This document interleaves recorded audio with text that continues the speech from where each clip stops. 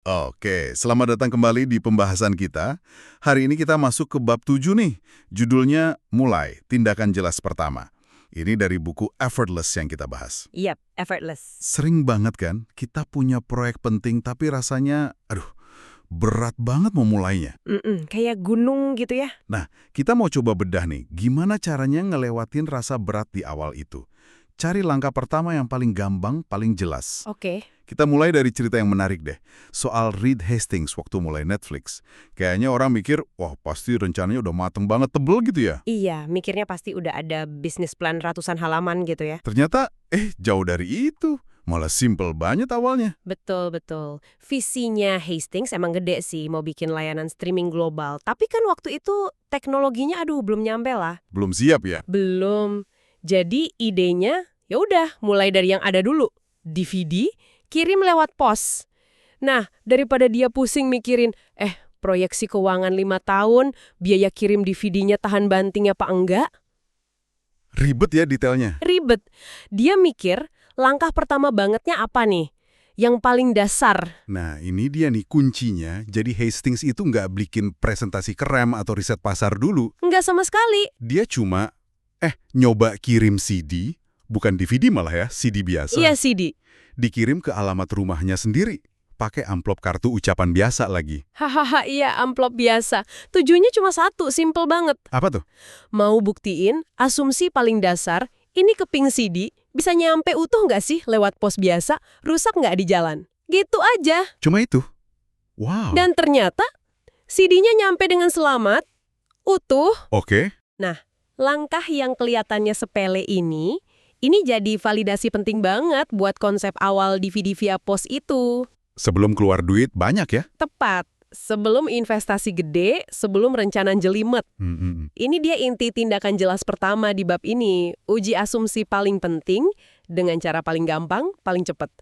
Pisahin idenya sama eksekusi awal yang paling simpel lah. Jadi intinya mecah rasa gede banget itu ya. Kadang kita mikir langkah pertama, ternyata itu masih bisa dipecah lagi jadi lebih kecil. Iya, betul. Buku ini bilang, coba tanya terus. Oke, tindakan fisik apa yang paling nyapa? Paling gampang yang bisa saya lakuin sekarang. Sampai ketemu satu hal yang rasanya, gampang banget lah, masa nggak bisa dilakuin? Bener banget. Ini ada kaitannya sama konsep tindakan minimum yang layak. Minimum Viable Action, MVA. MVA, oke? Fokusnya itu bukan langkah ke-5, ke-10, bukan. Tapi cuma langkah pertama yang paling jelas itu. MVA ini kayak versi paling ekstrimnya si tindakan jelas pertama tadi. Tindakan paling seuprit tapi masih ngasih data atau dorongan. Dorongan ya, momentum. Yes, momentum. Kayak kata Shakespeare itu, meskipun kecil dia ganas. Efeknya gede, ngasih kita info, oke lanjut langkah kedua. Atau kayaknya perlu ganti arah nih. Oke. Tapi gini, kadang langkah pertama yang udah kecil itu aja masih kerasa berat nggak sih? Mungkin lagi capek atau lagi nggak mood gitu. Nah, iya juga sih, sering gitu. Buku ini ada triknya lagi nih, namanya ledakan singkat atau microbursts. Oh, microburst. Ini menarik analoginya. Iya, kayak angin kencang tapi cuma sebentar gitu ya. Persis. Jadi kita bisa pakai ledakan fokus yang super pendek, mungkin 10 menit, atau malah ini risetnya bilang cukup 2,5 detik. 2,5 detik? Ngapain tuh? Kedengarannya singkat banget ya, tapi ternyata 2,5 detik itu cukup buat kita secara sadar mindahin perhatian. Cukup buat misalnya taruh HP, buka dokumen kerjaan, atau cuma sekedar pakai sepatu lari. Beda banget sama yang sering ditawarin teknologi kan? Gimana tuh bedanya? Ya, teknologi seringnya nawarin aktivitas mikro yang gampang tapi remeh. Kayak nge-like, scroll-scroll feed, nggak jelas. Gampang sih tapi malah ngejauhin kita dari yang penting. Aha, bener juga. Jadi strateginya ada 2 sasis nih. Satu, bikin mulai kerjaan penting itu jadi dikit lebih gampang. Atau yang kedua, bikin ngelakuin hal remeh kayak scrolling tadi jadi dikit lebih susah. Nah, terus pakai si ledakan singkat tadi buat ngelakuin tindakan jelas pertama itu. Simple kedengarannya ya, tapi ini kayaknya yang sering kelewat.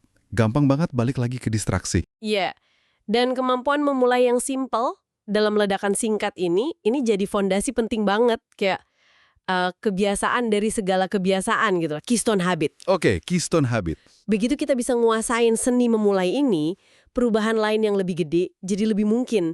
Ini bukan soal nyelesain semua sekarang, tapi soal ngelatih otot memulainya dulu. Masuk akal. Coba deh, Manda yang dengerin, pikirin sejenak. Ada nggak proyek penting yang sekarang rasanya ngebebanin banget? Yang bikin agak males gitu. Yang ditunda-tunda terus? Iya. Nah, sekarang coba identifikasi. Apa satu tindakan paling jelas, paling simple, yang paling fisik, yang bisa dilakuin detik ini juga buat mulai? 5 detik mungkin cukup, buka filenya, ambil pulpen sama kertas. Apa aja yang paling gampang? Ya. Jadi kesimpulan dari bab 7 ini, yaitu tadi. Mulai itu nggak harus kayak dorong batu gede naik gunung. Nggak perlu. Kuncinya di definisi sama eksekusi satu tindakan pertama yang paling jelas dan enteng. Udah, lupain dulu langkah kedua, ketiga, dan seterusnya. Fokus satu itu aja dulu. Betul. Nah, sebagai penutup nih, mungkin ada pertanyaan buat direnungin lagi. Boleh, apa tuh? Coba pikirin lagi proyek yang tadi ketunda itu. Langkah pertama spesifik apa sih yang sebenarnya paling malesin buat dilakuin? Bukan yang paling susah ya, tapi yang paling bikin, aduh nggak nyaman atau males aja. Yang paling dihindari ya. Iya. Terus coba tanya, kenapa ya kok males banget sama langkah itu? Kadang-kadang, ngertiin akar rasa malesnya itu justru jadi kunci buat ngebuka sumbatan, biar mulainya bisa lebih enteng. Wah, menarik tuh buat dipikirin. Oke deh,